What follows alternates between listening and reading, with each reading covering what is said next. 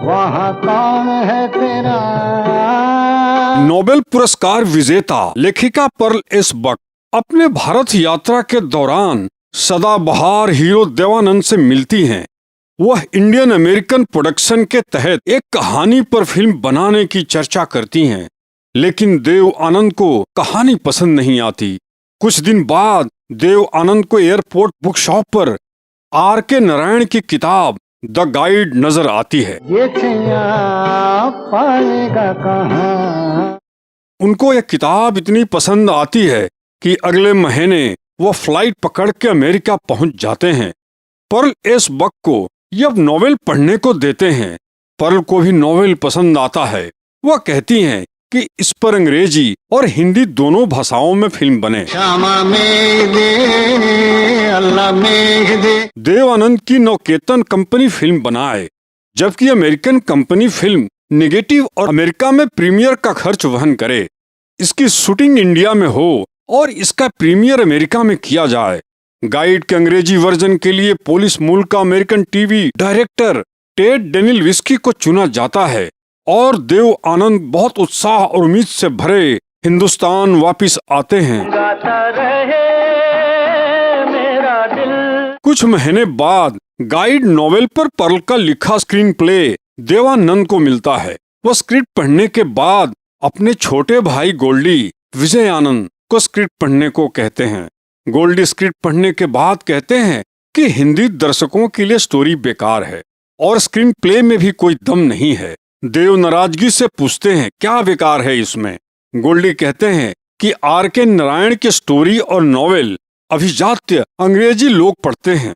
American लोगों के लिए एक शादीशुदा औरत का रोमांस करना सहज बात हो सकती है, लेकिन हिंदुस्तानी समाज इसे स्वीकार नहीं करेगा। दूसरी बात, गाइड के तीनों किरदार रोजी, मार्को और राजू नेगेटिव लग रहे हैं। आप गाइड का अंग्रेजी वर्जन ही बनाइए। देव कहते हैं इतना पैसा लग रहा है मेरा, फिल्म स्टार देवानंद का पैसा हिंदी वर्जन से ही वापस आ पाएगा। तुम्हें ज्यादा सोचना नहीं है, तुम्हें अमेरिकन डायरेक्टर के शॉट की कॉपी करनी है बस। गोल्डी तंज करते कहते हैं कि अमेरिकी डायरेक्टर के शॉट की जब कॉपी करनी ही है तो किसी असिस्टेंट को ले लीजिए, आपको डायरेक्टर क्यों चाहिए। देवानंद को गोल्डी का अड़ियल रवैया पसंद नहीं आता। वह टेड के साथ कास्टिंग पे लग जाते हैं। रोजी के लिए देव वैजंती माला का नाम सुझाते हैं, चूंकि रोजी का किरदार एक डांसर का है। इस रोल के लिए वैजंती माला जैसी ट्रेंड क्लासिकल डांसर सही रहेगी, लेकिन टेड को वैजंती माला मोटी दिखती हैं। वह रोजी के लिए दुबली पतली एक फिट लड़की चाहता है। टेड को लीला नायडू पसंद आती है, लेकिन देव आनंद कहते हैं लीला को हिंदुस्तान का आम दर्शक नहीं जानता, फिर वो डांसर भी नहीं है। आखिर में देव के कहने पर टेड वहीदा रहमान के नाम पर राजी हो जाता है। देव हिंदी वर्जन के निर्देशक के लिए राज खोसला से बात करते हैं। खोसला एक बार में तैयार हो जाते हैं। वो अमेरिकन डायरेक्टर के साथ काम करने के लिए उत्साही हैं, लेकिन जैसे ही वहीदा को पता चलता है खोसला गाइड को डायरेक्ट करने जा रहे हैं तो वह फिल्म छोड़ने का फैसला कर लेती है। देव के पूछने पर वह बताती हैं कि खोसला मेरी माँ के सामने शूटिंग फ्लोर पर मुझे उल्टा सीधा बोले थे। वो बहुत बदतमीजी से पेश आए थे। मेरी माँ ने मरते वक्त कसम ली है कि खोसला के साथ पूरी जिंदगी काम नहीं करना। देव आनंद ये बातें खोसला को बताते हैं और खोसला खुद को इस तरह फिल्म से अलग कर लेते हैं। शूटिंग के दिन करीब आ रहे हैं और देव के पास हिंदी वर्जन के लिए कोई डायरेक्टर नहीं है। वह फिर गोल्डी से बात करते हैं, लेकिन गोल्डी की शर्त कि अगर मैं गाइड डायरेक्ट करता हूं तो मुझे अपने तरीके से स्क्रिप्ट लिखने और डायरेक्ट करने की आजादी चाहिए। देव आनंद बड़े भाई चेतन आनंद के पास जाते हैं कि निर्देशक की जिम्मेदारी आप संभाल लीजिए। चेतन अपनी फिल्म हकीकत की तैयारी में लगे हैं। भारत के रक्षा मंत्रालय से परमिशन का इंतजार 2 महीने से कर रहे हैं। देव की मजबूरी समझते हुए चेतन गाइड का हिंदी वर्जन डायरेक्ट करने को तैयार हो जाते हैं। कैमरामैन फली मिस्त्री फिल्म में सहयोगी गोल्डी और चेतन लोकेशन देखने उदयपुर जाते हैं। उदयपुर से लौटते ही चेतन को रक्षा मंत्रालय का लेटर मिलता है कि आप 1 महीने के अंदर लद्दाख में शूटिंग शुरू करें, नहीं तो फिर बर्फ गिरने शुरू हो जाएंगे। चेतन ये लेटर देव को दिखाते हैं कि अब मेरी मजबूरी है हकीकत की शूटिंग शुरू करना, तुम किसी और डायरेक्टर को ले लो। देव के लिए मुश्किल की घड़ी है, उन्हें कुछ सूझ नहीं रहा है कि क्या करें। कैमरामैन फली मिस्त्री कहते हैं कि आपके पास गोल्डी जैसा विजनरी डायरेक्टर मौजूद है और आप दूसरे डायरेक्टर का दरवाजा खटखटा रहे हैं। गोल्डी ने जो शर्त रखी है वो फिल्म की बेहतरी के लिए ही तो है। अगले दिन देव गोल्डी को अपनी केबिन में बुलाते हैं और कहते हैं, मुझे तुम्हारी सारी शर्तें मंजूर है, गाइड की स्क्रिप्ट और निर्देशन अब तुम ही करोगे। गोल्डी कहते हैं कि फिर टेड की शूटिंग खत्म करके अमेरिका जाने दो, उसके बाद मैं अपनी शूटिंग शुरू करूंगा। देवानंद के पास हाँ कहने के अलावा कोई चारा नहीं है। गोल्डी के लिए खंडाला में 18 दिन के लिए होटल कमरा बुक किया जाता है। गोल्डी गाइड की अलग पटकथा लिखते हैं। इधर टेड 45 दिनों में गाइड का अंग्रेजी वर्जन शूट करके अमेरिका लौट जाता है। गोल्डी देव की पूरी यूनिट को अपनी लिखी स्क्रिप्ट सुनाते हैं। गाइड नॉवेल में राजू एक टूरिस्ट गाइड होता है, जबकि गोल्डी ने उसे टूरिस्ट गाइड के साथ आध्यात्मिक गाइड के रूप में बदल दिया है। यूनिट को स्क्रिप्ट अच्छी लगती है। गोल्डी फिल्म शूटिंग के साथ गाने की शूटिंग भी करना चाहते हैं, क्योंकि गाने उनकी स्क्रिप्ट के पार्ट हैं। इसके लिए जरूरी है कि सारे गाने तैयार हों। वहाँ कौन है तेरा मुसाफिर। एस.डी. बर्मन और गीतकार हसरत जयपुरी गाने बना रहे हैं। हसरत के लिखे बोल पर बर्मन दा एक गीत तैयार करते हैं, लेकिन गोल्डी को बोल पसंद नहीं आते। अगले दिन नौकेतन कंपनी की बैठक में बर्मन दा, हसरत जयपुरी के साथ गोल्डी और देव मौजूद हैं। बर्मन दा हसरत से कहते हैं कि गाने के बोल में थोड़ा बदलाव करने होंगे। हसरत जयपुरी को गुस्सा आ जाता है, क्यों बदलाव करने हैं? फिल्म के हीरो का किरदार है क्या एक दलाल, भड़वा? इसके लिए सस्ते शब्द ही चाहिए। हसरत की बात सुनकर देव और गोल्डी बहुत आहत होते हैं। संगीत की बैठक कैंसिल हो जाती है। अगले दिन देव कहते हैं, एसोसिएशन का रूल पता करो, अगर गीतकार को निकालना हो तो क्या करना होगा। प्रोडक्शन वाला बताता है कि फुल पेमेंट करना पड़ेगा। हसरत के एक गाने की फीस 500 रुपए है। देव उनको 2500 के चेक के साथ टाटा बाय बाय का एक खत भी भेजते हैं। सचिन दा के कहने पर गीतकार के लिए शैलेंद्र का चुनाव किया जाता है। शैलेंद्र नौकेतन पहुंचते हैं। सचिन दा, गोल्डी और देव हसरत के गाने को हटाकर शैलेंद्र को नए गीत लिखने को कहते हैं। गोल्डी के सिचुएशन बताने के अगले दिन ही शैलेंद्र गीत लिखकर लाते हैं, जिसके बोल हैं, दिन ढल जाए हाय रात न जाए। सभी को गीत के बोल बहुत पसंद आते हैं। रात न जाए। गोल्डी शैलेंद्र सचिन दा को दूसरे गाने के सिचुएशन समझाते हैं कि रोजी के पति मार्को ने रोजी को उसका संगीत, डांस और आर्ट से अलग कर दिया है। रोजी को राजू से मिलने के बाद एहसास होता है कि संगीत, डांस उसकी जिंदगी है। उसने खुद को आर्ट से अलग करके बहुत बड़ी बेवकूफी की है। वह दोबारा अपनी जिंदगी जीने का संकल्प करती है। इस सिचुएशन के लिए शैलेंद्र लिखते हैं, आज फिर जीने की तमन्ना है, आज फिर जीने की तमन्ना है, आज फिर मरने का इरादा है। आज फिर मरने का इरादा है। शैलेंद्र के साथ ये समस्या है कि मुखड़ा लिखने के बाद कई दिनों तक अंतरा नहीं लिखते। एक दिन गोल्डी उनके घर पहुंच जाते हैं कि शैलेंद्र साहब, बहुत वक्त जाया हो रहा है, अंतरा पूरा कब करेंगे? शैलेंद्र कहते हैं कि कुछ समझ में नहीं आ रहा, सब उल्टा लग रहा है। रोजी कहती है, आज फिर जीने की तमन्ना है, आज फिर मरने का इरादा है। गोल्डी कहते हैं, इस तमन्ना की आप अगली लाइन में कोई वजह दे दीजिए। वजह शब्द सुनते ही शैलेंद्र के दिमाग में कुछ पंक्तियां कौंधती है और वह उसी समय लिखते हैं, कांटों से खींच के ये आंचल, तोड़ के बंधन बांधी पायल, कोई ना रोको दिल की उड़ान को, दिल वो चला।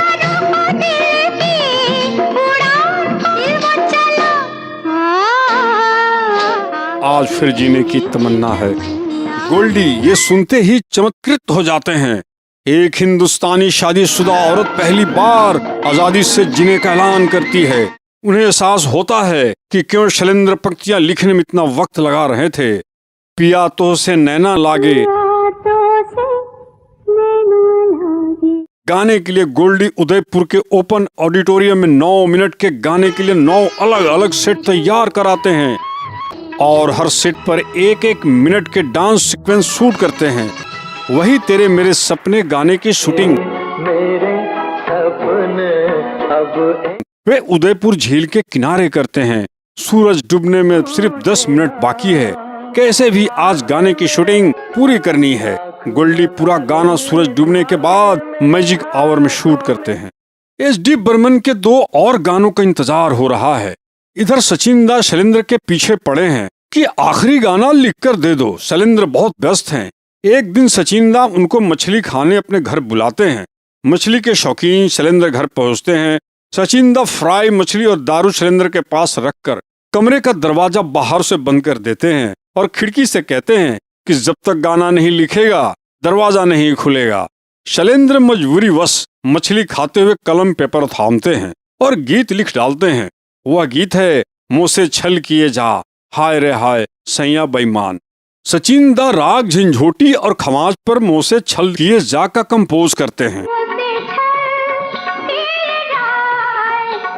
फिर इसी राग पर शैलेंद्र के दूसरे गीत को भी कंपोज करते हैं। वो गीत है क्या से क्या हो गया बेवफा तेरे प्यार में। क्या से क्या हो गया। फिल्म के क्लाइमेक्स के लिए टीम गुजरात के लिमड़ी पहुंचती है।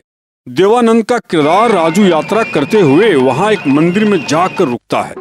गोल्डी मेकअप मैन को निर्देश देते हैं कि देव साहब का दाढ़ी लगाओ और ऐसा मेकअप करो जैसे कई दिनों से भूखे प्यासे और थके हारे हों। मेकअप रूप में मेकअप मैन बाहर आता है और गोल्डी से कहता है कि देव साहब बुला रहे हैं। गोल्डी उनके सामने जाते हैं।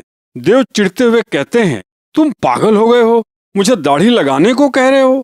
हिंदुस्तान के दर्शक क्या देवानंद को दाढ़ी में देखना चाहेंगे। गोल्डी कहते हैं आप राजू के किरदार में हैं। देव तेज स्वर में कहते हैं तो क्या हुआ। थिएटर में लोग अपने चहेते स्टार देव आनंद को देखने आते हैं। स्टार को हमेशा हैंडसम दिखना चाहिए, बदसूरत नहीं। गोल्डी कहते हैं राजू अब टूरिस्ट गाइड नहीं बल्कि वह आंतरिक रूप से बदल चुका है। वह संन्यास के पथ पर है। उसे कपड़े, शरीर या दाढ़ी किसी का भान नहीं, इसलिए दाढ़ी जरूरी है। देवानंद 2 घंटे तक मेकअप रूम से बाहर नहीं आते। कैमरामैन फली मिस्त्री कहते हैं क्या करना है गोल्डी। गोल्डी कहते हैं इंतजार। उनको एहसास होगा और वो दाढ़ी के साथ बाहर आएंगे। 3 घंटे बाद दाढ़ी में देव मेकअप रूम से बाहर आते हैं और शूटिंग शुरू होती है। गोल्डी ने फिल्म गाइड का क्लाइमेक्स जिस तरह से लिखा और शूट किया है वो अद्भुत है।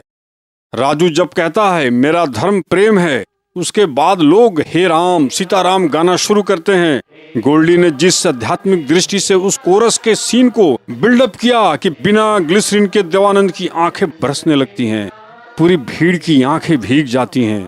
तभी आसमान से भी बारिश रूपी आंसू बरसने लगता है। पर्दे पे चलती तस्वीरें और हॉल में बैठे दर्शकों के बीच का भेद मिट जाता है। उस परम तत्व की बारिश में सब भीग रहे होते हैं। गोल्डी आखिर में रोजी और राजू को एक साथ मिलाकर कोई हैप्पी एंडिंग नहीं करते हैं।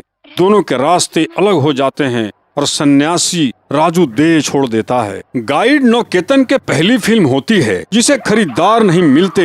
डिस्ट्रीब्यूटर दबाव डालते हैं कि देव आनंद को मरना नहीं चाहिए, रोजी और राजू का मिलन होना चाहिए। देवानंद गोल्डी को आइडिया देते हैं कि रोजी के गर्भ में राजू का बच्चा है। राजू हॉस्पिटल में है, वहाँ रोजी आती है। राजू को सच्चाई का पता चलता है और दोनों खुशहाल जिंदगी जीने का फैसला करते हैं।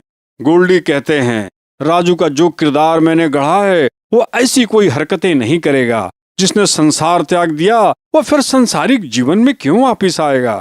मेरा बनाया हुआ किरदार खत्म हो जाएगा। मुझ पे भरोसा रखिए, लोगों का फिल्म पसंद आएगी। आखिर में गोल्डी के दृढ़ विश्वास की जीत होती है। गाइड 7 फिल्म फेयर अवार्ड जीतकर सुपर हिट का परचम लहराती है।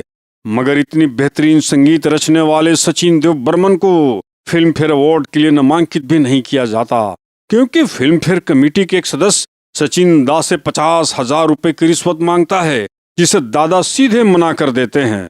लेकिन दर्शकों के प्यार ने गाइड के संगीत को ऐसा पुरस्कार दिया कि वो आज हिंदी सिनेमा का कालजयी संगीत बन चुका है। जाएगा कहाँ दम ले।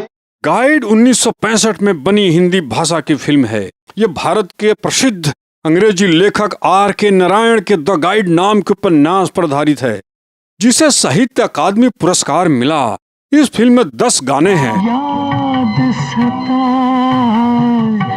मोहम्मद रफी, मन्ना डे, S.D. बर्मन, लता मंगेशकर, किशोर कुमार ने गाने गाए हैं। संगीतकार शैलेंद्र थे। गाइड ने कई प्रशंसा अर्जित की। 14वें फिल्म फेयर 7 पुरस्कारों से जीते। इसने सर्वश्रेष्ठ फिल्म, सर्वश्रेष्ठ अभिनेता, सर्वश्रेष्ठ अभिनेत्री, सर्वश्रेष्ठ निर्देशक, सर्वश्रेष्ठ संवाद, सर्वश्रेष्ठ कहानी और सर्वश्रेष्ठ छायाकार का पुरस्कार जीता था। सभार धर्मेंद्र नाथ ओझा जी, अनुराग चतुर्वेदी की ओर से मैंने ये लिया है। जानकारी अच्छी लगी। हिंदी सिनेमा में गाइड फिल्म एक उत्कृष्ट फिल्म है। इसकी उपलब्धि, रचना अद्भुत है। मैंने सोचा कि आज के नवयुवकों तक गाइड के निर्माण में देवानंद साहब की इस अद्भुत सोच, इसका रिजल्ट और उस वक्त के तमाम यूनिट की मेहनत आप सब तक पहुंचाई जाए। अगर यह वीडियो मेरा अच्छा लगा हो तो कृपया लाइक, सब्सक्राइब करें, शेयर करें। नमस्कार।